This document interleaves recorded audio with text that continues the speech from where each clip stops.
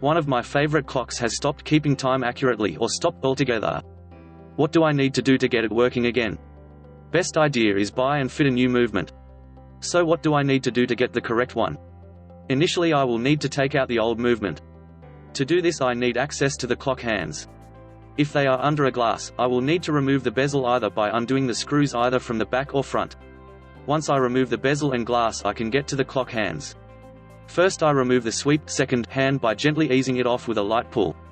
I can now see if the minute hand is held on by a nut, which I can unscrew anti-clockwise, or if no nut then gently pull it off.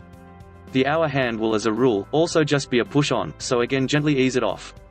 Now I can see if the movement is held onto the dial by a nut or held in place by the clips in the movement case.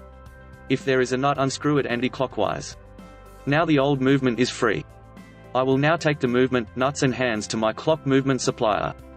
By having the old movement I can quickly ensure I get a replacement with a similar shaft size, plus often my old hands will not fit the new movement, so by having the old hands with me I can select similar suitable replacement hands.